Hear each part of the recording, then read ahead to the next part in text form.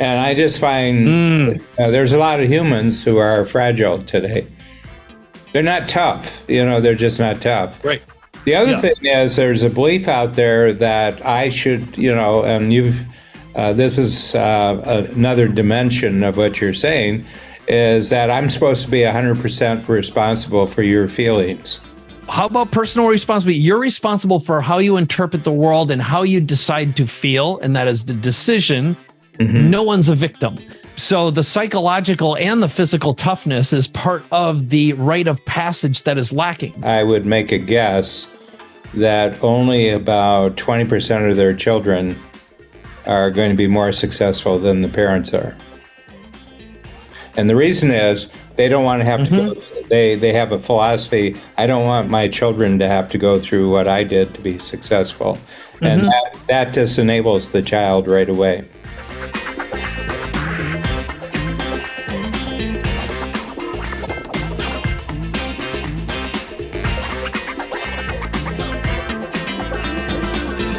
Well, guess what? There's a new book that Dan Sullivan just wrote. It's called Geometry for Staying Cool and Calm, but it's also about the tender society we live in, the victim mentality, and what's been contributing to that, and also a way out.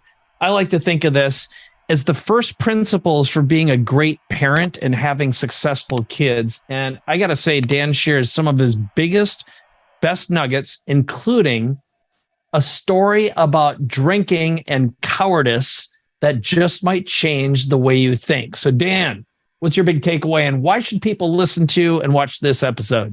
Yeah, well, first of all, this was triggered by the fact that 5 years ago I made the decision not to watch television anymore because it just seemed not giving me any usefulness. And so I'm approaching the end of 5 years, and I've noticed that the world has gotten a lot better for me, but I'm still on, I still watch the internet. I've got great, I've got great news sites and everything else, and I get the news on my schedule according to the way I want it. And I've just noticed that things, there seems to be a division in the world between those who are tough and those who are fragile. And the fragile people are shouting. The tough people are just going on about their business, and I call it the age of rage. So this is a geometry of mindsets that I'm going to talk about, and for staying cool and calm. All right. So if you want to inoculate yourself from the age of rage, this is the episode for you, your friends, your family, and your kids. So stay tuned and check it out. All right, Dan, so tell me, what is Geometry for Staying Cool and Calm? New book. What's it all about? Yeah. So I have a lot of interest besides entrepreneurism. I'm very, very interested in just how the world works and how the world's going. And I've just been observing for the past probably 5 years more than before, the level of upset and anxiety and overall drug addiction, legal and illegal drug addiction, and rage and outbursts and personal attacks and digital attacks. And I said, gee, it's really, really interesting. That's kind of an interesting world. And I haven't watched television. It'll be July. Next month, I'll be 5 years without even an hour of television. And for me, every year I go by without watching television, the world seems to get better. So I'm having a opposite effect from all the upset people. And I call it the age of rage. And I said, this is really, really interesting times. And I just turned 79, so I was born a couple of weeks before the Normandy invasion in 1944. And, big events were happening in the world, and the atom bomb about a year later, and, all sorts of interesting things. But what I was noticing is where a lot of those were physical threats, these seem to be psychological threats. It seems that actually people are living, if you do a comparison with previous times, people live with an amazing amount of comfort and convenience and actual safety. I mean, you got to be observant where you're hanging out and who you're hanging out with. But generally speaking, these are kind of safe times. And I think people are geared actually for danger and trouble. Part of our brain is, and in the absence of it, we still need it. So we create it inside our heads and project it on everybody else. And so that's what this book is about. And I use the word geometry because I'm a great Euclid fan, and Euclid was the Greek who lived in Egypt 2,300 years ago, who came up with the finest math book probably in the history of the world. And what it was all the known mathematical principles and techniques that existed in the Middle East, which was the central area in the Eastern Hemisphere. We don't know much about China. We don't really know that much what was going on in Asia, but in the Mediterranean, this was a really hot thing. And I loved the way he organized the book, and he called it geometry, and it was how space is constructed and how you can use space mainly to build things. And so I really fell in love with it. I read the whole first book, and it was 47 propositions, Mike. And you have proposition number 1, and when you get to proposition 2, you can't understand proposition 2 until you understand proposition 1. When you get to proposition 47, that's how many there are, you have to understand the previous 46 proposition. I said, this is a really great way to build things. It's a neat way to put things together. So I just began thinking there are some rules that I think need to be established. And I came up with 3 of them for being cool and calm in a world where everybody is going loony. So I've been thinking about something lately. And just for everyone who's reading, so I put it in the show notes. What's the name of the book? Geometry in quotation marks, because it's not mathematical geometry. For staying cool and calm. No, the book, the map book that you're talking about, the old book. Yeah, it's Principles of Geometry. I think that something along those lines. I don't remember it. Oh, I always have our companion buddy ChatGPT running in the background, so I'm always doing some additional research. Tell them the 10 most important things about Euclid, the mathematician Euclid, and it'll scour. Okay, it's great. So I'll do that after I make this point. So our son Zach just came home from college for the summer, and one thing I was telling someone, so you and I, this is the first time we've had conversations similar to this before, but you hadn't put it in a concentrated form with the book. And I was just telling someone the other day that in the world we live in and have for quite some time, and I'm going to include my generation in this to a degree because I'm technically not a boomer, and I'm kind of in between Gen X and boomer. So I've never had a feeling that I have a relationship or identity association with any generation. I just felt like I was an in-betweener and somewhere fell in the cracks. And most people that I know that I associate with who are my age feel about the same way. I just turned 57 this year. So, and what I was saying is we have no rite of passage in our world today, or at least in the United States, as far as I'm concerned. And there isn't And it is an easy life. There are no real threats except made up ones in our minds. It'll be like, oh, what's someone saying about me on social media, which isn't a real threat, right? And I really thought, as horrible as this may sound, one of the best rites of passage for young people was there's always a war going on in the past. And there was either a chance you're going to war and you're going to grow up fast and it's life or death, or you'd go into the military and there was no mommy to rescue your feelings from, right? And I think when you aren't faced with, if the human psyche, so I'm going to go on record as saying, if you don't hit a sense of real life and death and real fear, there is no rite of passage.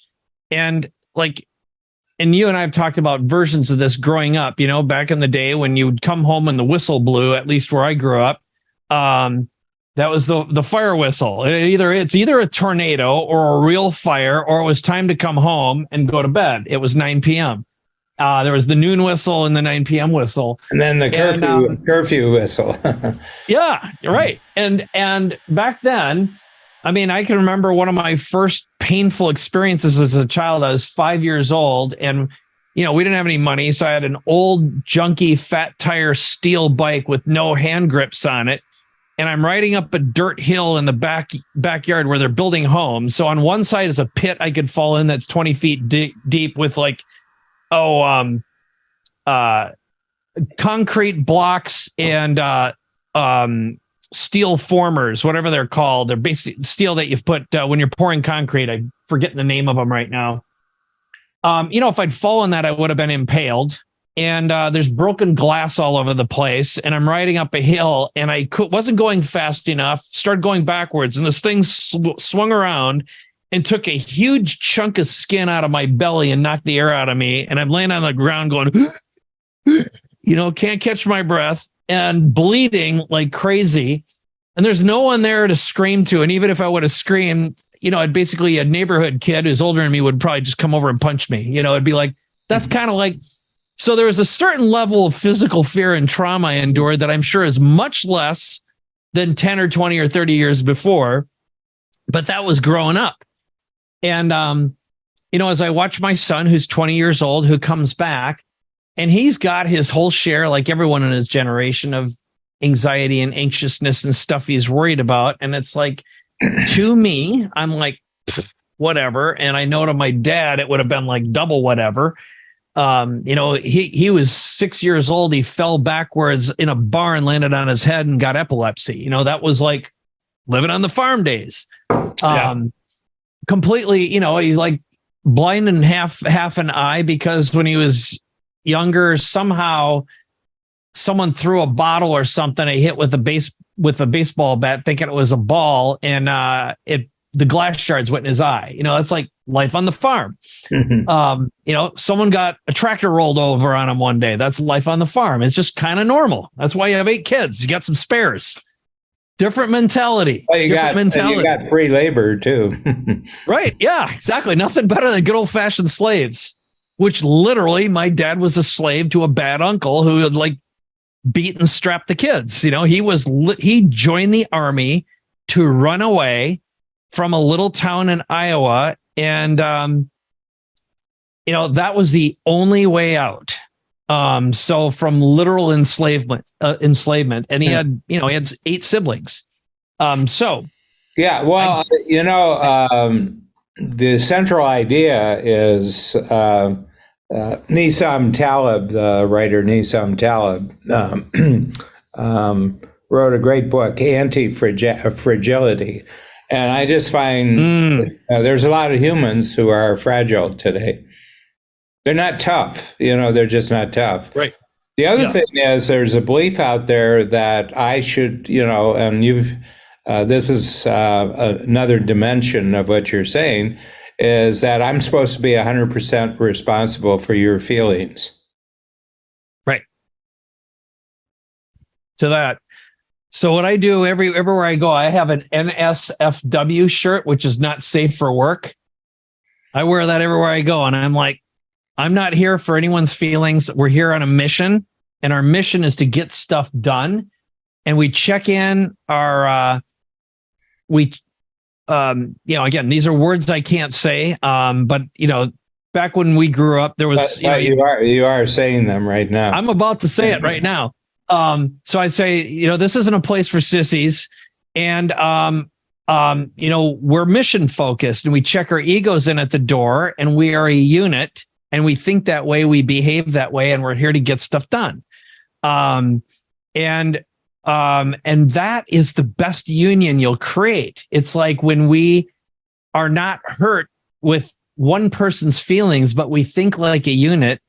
And I think that camaraderie and kinship is part of the positive side of tribalism versus the fascist side of tribalism, which is somehow it became society's responsibility for your feelings. And it's like, that's the worst form of socialism imaginable. Mm-hmm. It's the worst form of communism and fascism imaginable. Which is, how about personal responsibility? You're responsible for how you interpret the world and how you decide to feel, and that is the decision. Mm-hmm. No one's a victim. And so the psychological and the physical toughness is part of the rite of passage that is lacking. So my question for you is, if you're king for a day, what would Dan Sullivan do to create psychological and physical rites of passage? What's the gap? What's missing? And how do we fix and repair this? How do we create a stronger, more unified, personally responsible, sound youth or next generation? Like, what is missing? What's the gap? And how do we create a fix, knowing that we have the world we live in today? How do you make it exciting, enticing, and inspire parents to be leaders for their kids, inspire the kids to actually want this and desire it? Yeah. Well, there's a number of answers, but right off the bat, I only know what the world is in relationship to a relatively small number of people. Mm-hmm. I'm a real, not believer, but I really take seriously the Dunbar's law, which emotionally, we only, at the furthest extent, we really can't emotionally relate to more than 150 people. And the top 10 uses up 80% of our emotions. The top 2 use up 50% of our emotions. So, the thing I think is, when you talk about the world is an abstraction. Nobody knows what the world is. They've got stories about what they think the world is, and there's theories about what the world is and how the world operates. But my sense is that that the one human being you have direct access to, Mike, is you. Mm-hmm. So, I don't know what other people are feeling, and I don't know how they're thinking about what they're feeling.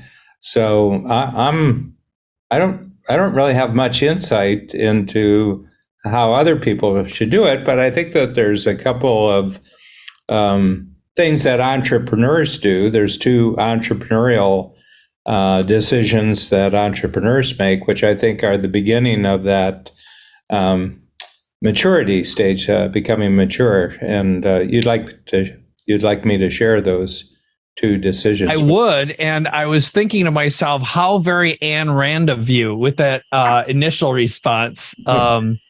And that's not an insult, by the way. Well, but she didn't know more than 150 either, No, but what she did, I saw this. It's an old interview on television, and it was one of the original 60 Minutes guys. Mike Wallace. I think I had to have been Mike Wallace. Right, Mike Wallace. Chain smoking there. Yeah, I think Mike they're both chain smoking. Mike Wallace, yeah.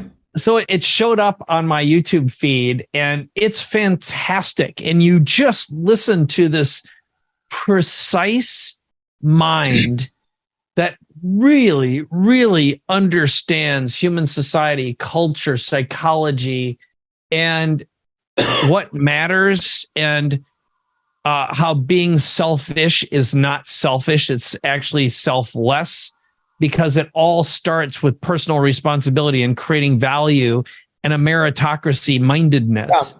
Yeah, well, I've read all her stuff, and you're really not educated if you get past 20 and you haven't read Atlas Shrugged, So, but whatever. I mean, she had her own take on the world, but her world really wasn't that much bigger than your world or my world. It's just the insights that the world provides you with. The two decisions that entrepreneurs make: number one, I'll be entirely responsible for my own financial security. Okay, that's number one. Okay. Yeah. And if you look at entrepreneurs, you know them, Mike. You were one at a very early age. I was at a very early age. That they don't lead normal lives after probably about age 7 or 8 years old. They start veering off, and they start involving themselves in money-making activities at a very early age, because they want to pay for things. They want to buy things. And we want to buy our freedom. For me, that's what a big part of it was. That's the start of it. Freedom and independence. That's the start of it. Yeah.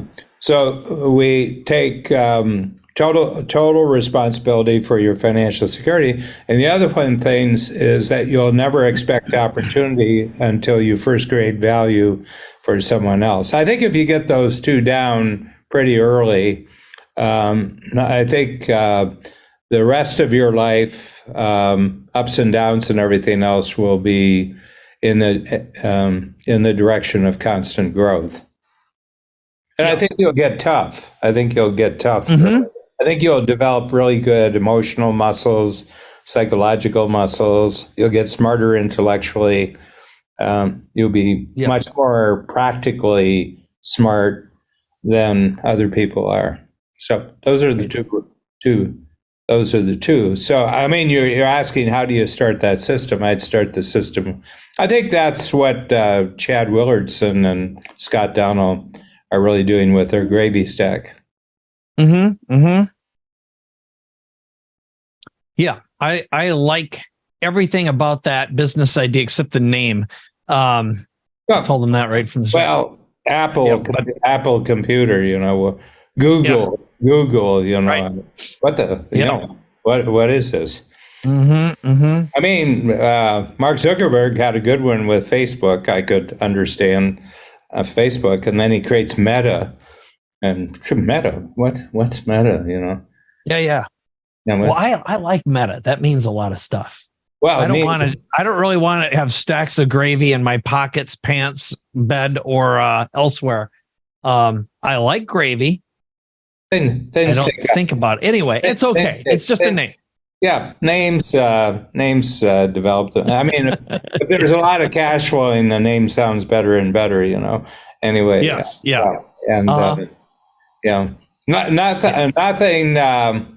Nothing separates a bad idea from a good idea like a big check.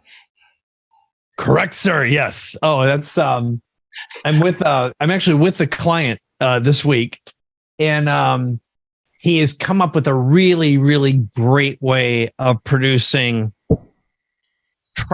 intent-based traffic, meaning he intercepts Google intent-based search data before it gets clicked on, and then can associate it with real people. So in other words, you can see the intent associated with real people, and it means you can filter out and say, I only want to see information about people searching for a particular thing who have a net worth of, let's say, $2 million, an income of $500,000 or more, who live in the United States or in these specific zip codes, own iPhones and have these apps on them, for example, and then you can retarget just them. So it eliminates the fraud and what we jokingly call the Cambodian crack baby complex, which is if you tell Facebook and Google you want certain people, you're still getting a bunch of garbage from Afghanistan, India, and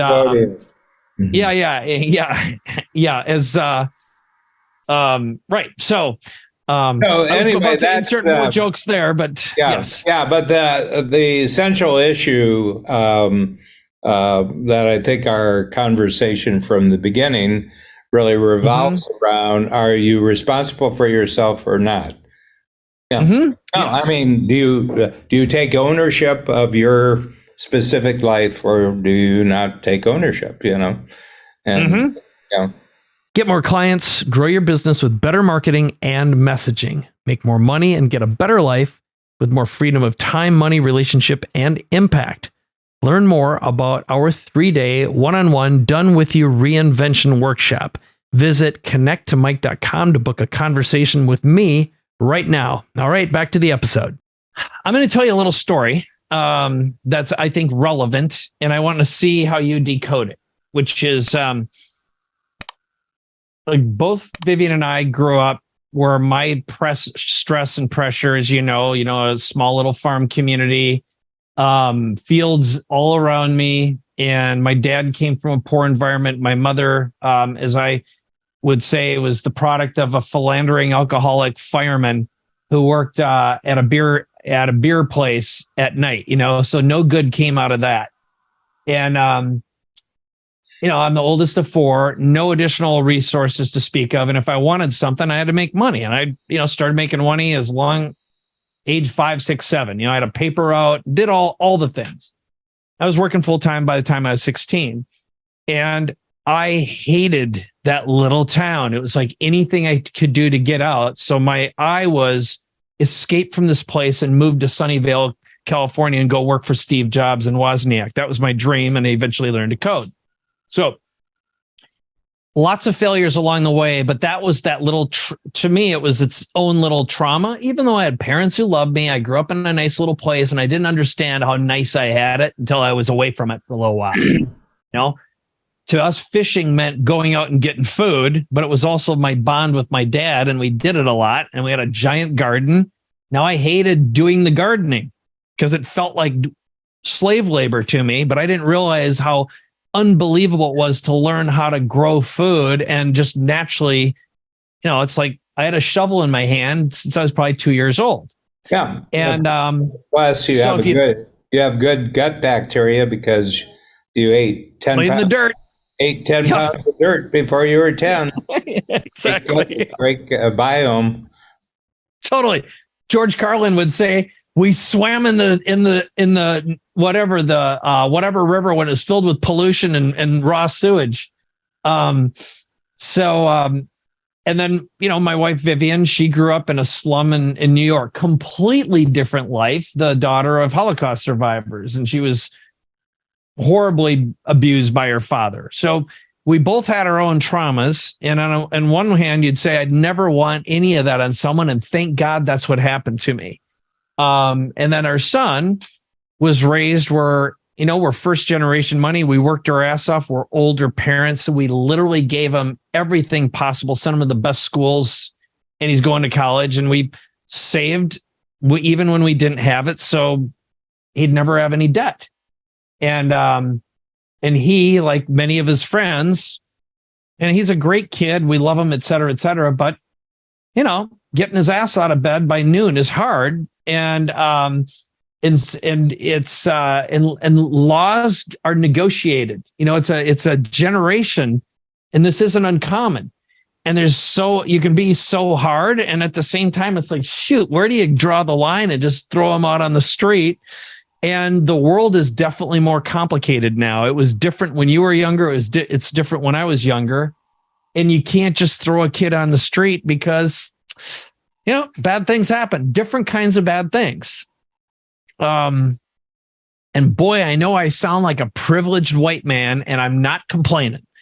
But I talk to a lot of parents with a lot of kids, and this is not an uncommon story, including plenty of people from Coach. And you never know what you're going to get. Every kid's going to be a little bit different. You just got a different makeup. But and the good news is he's come a long way. Like he's turning 21. On one hand, it's like, geez, it takes so long, but like he's using AI, he's creating, he's working on movies. He's interested in music. He's figured out how to express himself. He's a great speaker. He's articulate, huge, very high EQ. I'm not worried about him, but we've had our bumps and grinds like anything. And I think I often say boys' brains, your frontal lobe develops somewhere between 25 and never. But getting back to the question, you've known me a long time and you've probably got some observations. Knowing what you know now, you've had the great fortune of observing generations of kids from your clients for 40 some years in coach. Mm-hmm. What have been the winningest strategies that you've seen coach members as parents make? And what are some of the most failing strategies when you look at their kids or know about their children? Yeah, I think the most successful ones in terms of the satisfaction that the parents have, that they're actually satisfied, is they gave a lot of direction from the standpoint of values. They gave a lot of direction from the standpoint of kind of first principles, like, that if you want something, work for it and earn it, which I think is a good first principle. And, and the other thing is some very early economic principles. And I think that Chad Willardson and Scott Donald really focus on this. You learn the value of money, and you learn the value that you're happier with money if you earn it than if it's given to you. And you utilize money differently if it's your money than it's your parents' money. And that you try to get independent in a lot of different areas of your life, much faster than your peers, And so, the question related to, I'm 50 years coaching next year, so next August 15th, 74, yep. So it'll be 50 years. And I would say that from my experience, the way that our clients raise their children, I would make a guess that only about 20% of their children are going to be more successful than the parents are. And the reason is they don't want to have to go, they have a philosophy, I don't want my children to have to go through what I did to be successful. And that disenables the child right away. Yes. That is. Why not? Why don't you make them go through as tough a life as you do? I mean, aren't you who you are because you went through tough stuff? So yeah. What you're saying, I'm gonna have I'll tell you really honestly, one of the biggest reasons why that is. The real honest answer is it's super inconvenient and hard, because I know for me, speaking for myself, purely selfishly, when I look at it, and I couldn't have articulated what I'm going to tell you now, is if I would have made my kid go through what I would have gone through, I would have had to have done it intentionally. It would have really inconvenienced my life. It would have been a lot harder on Vivian and me. And now the truth is, we had a live-in nanny because we could afford it. And I was able to give my best focused attention to my kid all at once because I wasn't doing what I considered shit work. It's like I swore after mowing a half-acre lawn that was wet and soggy and filled with water and all kinds of crap, nails from construction and junk like that. when it was 110 degrees outside with 90% humidity, a push lawnmower that constantly had problems. It was like, I would never mow another lawn or shovel another driveway ever because it sucks. Okay. So I've had people doing that because I could afford it. And my mindset was, now I've got more quality time with my kid. And, I was unintentionally and very intentionally making it easy. And I wanted to take advantage of the fruits of my labor. So the truth is, I didn't make it harder because it would have been a lot harder on me. And I'm done with that. That was the story. I already earned my stripes. Now, what we created as a result of that is someone with a Prince mindset who didn't have to do the work, right? And it was easier. Yeah. That's the honest answer. And it's, again, not uncommon in, the circles I'm in, the neighborhoods I'm in. And, what we did is unintentionally instilled a value system just as much as intentionally. What do you say to that? Yeah, well, you can't recreate the conditions of tough that you went through. Okay. Mm-hmm. But to a certain extent, you had the freedom to go through those tough times, and I'm just wondering here that it's what your mindset is about the tough things that your kid is going through that's related to his circumstance. It's a different world. Mm-hmm. I mean, totally different Yeah. world. And my feeling is we have generations because it reflects that the world is different than from when you were that age. There's all sorts of different things happening in the world. And that's why I think making judgments about people who lived before us is crap. I think it's just crap. They were dealing with conditions that have been solved for you. So you're making all sorts of judgments, but they were faced with challenges and difficulties that you can't even comprehend because you can hire somebody to handle all that, and everything else, and my life and my work does not reflect the conditions that I grew up in. But I fully lived in the conditions that I grew up in, and I was reacting them. And I'll give you a mindset that my mother, a couple of them that my mother installed in me. And I mean, my mother was more of a verbal teacher than my father was. My father was he was a working teacher. He was just a great worker, just a great worker. Mine too. Yeah. And my mother, so I grew up on a farm, and we had 60 acres of farmland, and we had 15 acres of woods.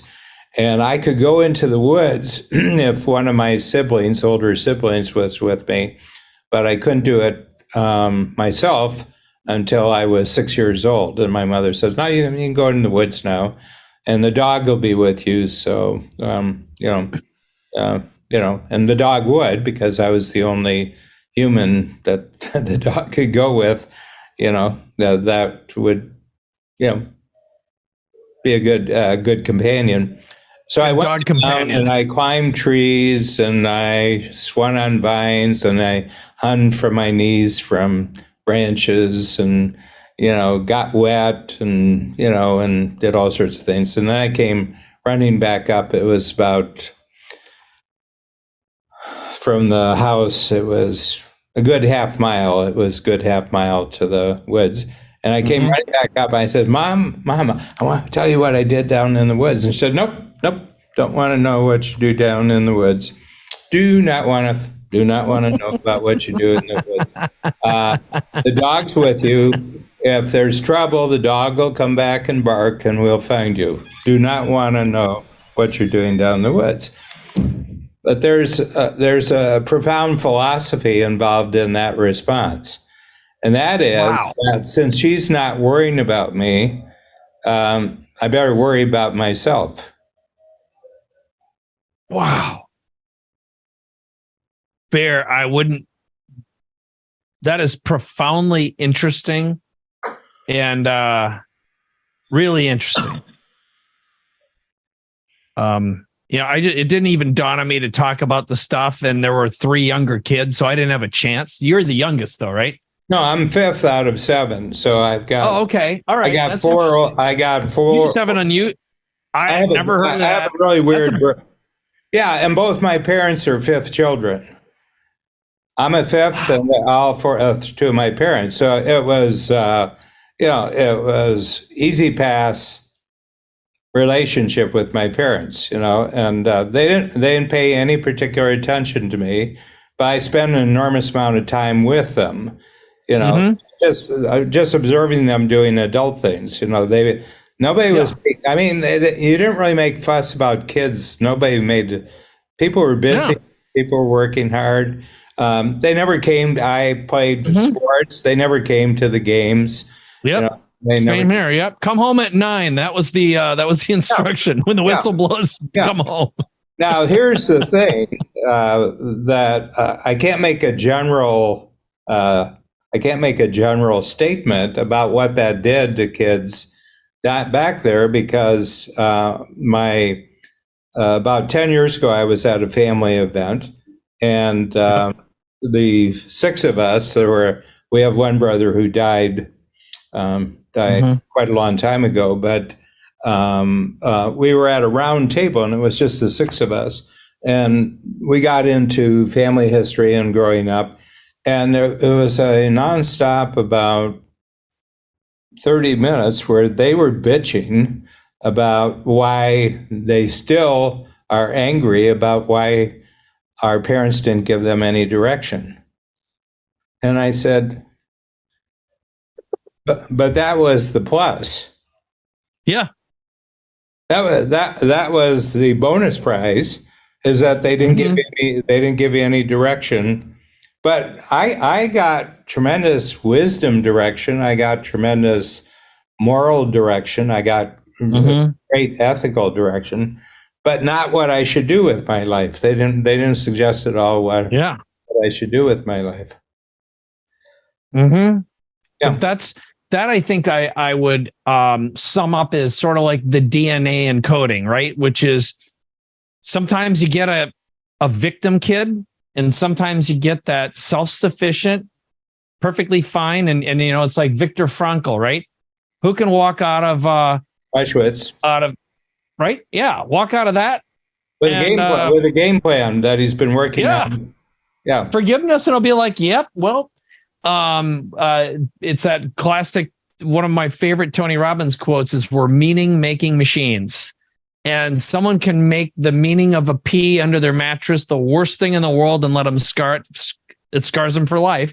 Just like there's certain soldiers can put it in a box, walk away, and go to bed and sleep just fine, right? And other ones are going to be haunted for life, and no amount of therapy is going to get them through it.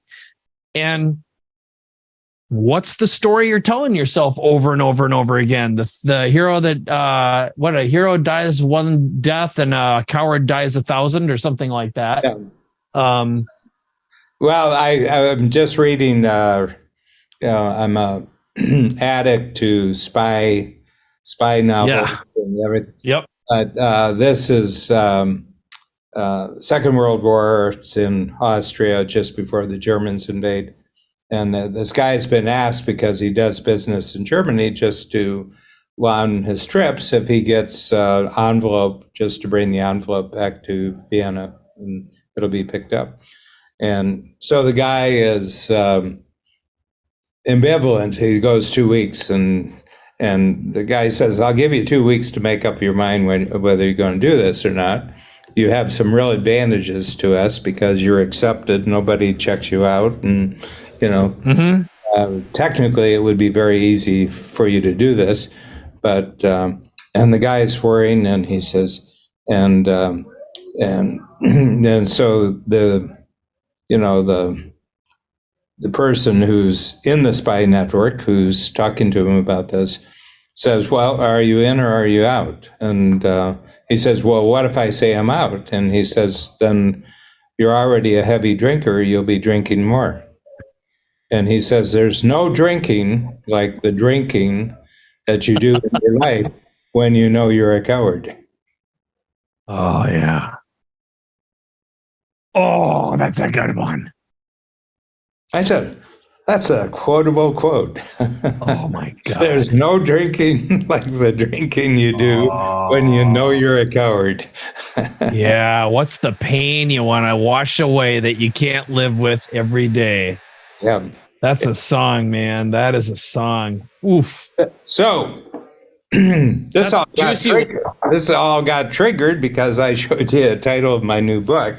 Yeah. But I'm going to give a teaser because I think we might move on. Yeah, we got to do that. Let's do the teaser. No, I'm going to tell you what the teaser is. I've got 3 rules for staying cool and calm regardless of what's going on in the world. And the 3 rules are everything's made up. Number 1. Yep. Number 2 is nobody's in charge. And number 3, life's not fair. And so if you triangulate, you do a triangle with these 3, all of a sudden you begin to realize that it's totally up to you. Yep. And there's nobody to complain to, and because these 3 rules apply to everybody. And anyway, so those are, it's kind of a geometry, the triangle is the strongest structure in the world because the two angles support the third angle and 2 sides support the third side. So I said, maybe we need mindset geometry here. It's great. Everything's made up. Nobody's in charge. Life's not fair. And those are golden yummies. And the coward. There's no drinking. How would you say? There's no drinking like the drinking you do when you know you're a coward. Oh, God, that is a quotable quote. That is so yummy and sad. Well, coward just means that for me, it's not, I was in the army, during Vietnam and everything else. Mm-hmm. But coward is just, you don't own who you are in the situation. You're always trying to find a way not to own who you actually are. You want to be somebody else, or you're angry because you're not, who you are isn't as good as somebody else and everything else. You're just not owning who you are. Yes. And I went with that. That's the ultimate cowardice. Yeah. I would be curious what percentage of addicts are addicts for that very reason versus a DNA encoded need to do that, right? And so that is a thinker. That is a gift. So here's what I'm going to do. Let us wrap up this episode. Well, we have to begin it too. We didn't. Yes, we definitely have to begin it. So let's wrap it up first, and then we'll do our intro. So I'll just do the standard spiel, which is simply number 1, go get Dan's new book. Just go to strategiccoach.com and punch in knowledge products and geometry, and it'll get to you. It'll be up on Amazon. We'll put the link in the show notes. That's the other thing we'll do. We'll that'll make it easy. Put the picture in the show notes, and you can get Dan's books at strategiccoach.com. So that's number 1. Number 2, share this with anyone you know who may have some kids who could benefit from this kind of conversation. And number 3, leave a good comment, because we love good comments and feedback. And you can always go to capabilityamplifier.com. Anything else you want to leave, Mr. Dan Sullivan? No, I think it was a wonderful, full-sided discussion that we had, Mike, and and we've known each other for a long time, and there's a reason why we're still knowing each other for a long time. It's fun to collaborate I and think together. The whole universe is held together by radio waves, and if you're on another station, yeah. I think it's the difference between AM and FM.